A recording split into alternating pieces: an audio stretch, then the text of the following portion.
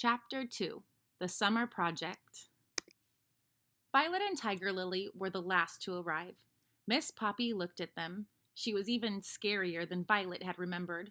Please don't send me back to Buttercups. Please don't send me back to Buttercups, she thought. Miss Poppy cleared her throat. Before we start, I want to remind everyone that this is not Buttercups anymore. You are acorns. Tardiness will not be tolerated. Now, let's all recite the Mouse Scout pledge. Violet breathed for the first time since entering the room and joined the other scouts in reciting the pledge. On my honor as an acorn, I promise to be trustworthy and strong, thrifty and brave, and helpful to all in need. After the pledge, Miss Poppy went over a few business matters. Acorns meet weekly in this space at this time. As I have mentioned, I expect punctuality. Meetings will consist of reciting the pledge, reviewing any business matters that need attention, occasional short presentations on specified themes, and crafts and activities. We will close each meeting with the singing of the Acorn Scout song. You are expected to help tidy our area before you leave. In addition, this summer we will be working on a large project, which I will introduce later in this meeting. This project will require us to spend extra time beyond the scope of the weekly meetings, which you are still expected to attend.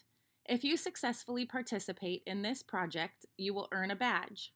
Remember, badges are awarded on merit. You have to be present, you have to participate.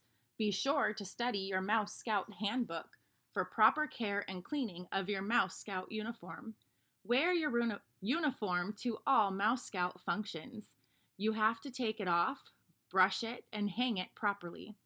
Your uniform consists of your acorn cap, your neck scarf, which has many useful purposes besides decorative, your sash. Violet started to take notes, but her mind wandered as Miss Poppy droned on and on. Violet looked around the room at the other scouts. She already knew everyone from Buttercups. Lily was fidgeting beside her. Hyacinth looked bored, but her uniform was crisp and perfect. Petunia was carefully hiding her crooked tail. Cricket had a few crumbs in her lap, which she nibbled on when she thought no one was looking. Junebug sniffled and reached in her sleeve for a small piece of tissue. Violet caught Tiger Lily's eye and smiled.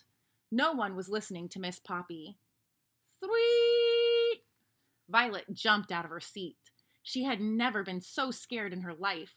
When she could finally breathe again, she glanced around the room. Everyone was sitting up straight with stunned looks on their faces. Miss Poppy smiled. That is your emergency whistle, which you should wear at all times. This was a demonstration only. Do not use your whistles unless there is an emergency. Repeated use of the whistle can be damaging to your ears. Now that we've covered that, it is time to move on. The special project I mentioned will be creating and maintaining a vegetable garden, working toward the Sow It and Grow It badge. It will be glorious!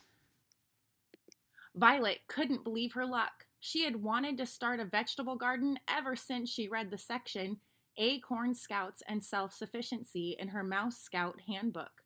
She could see herself in a garden. She wanted it more than anything.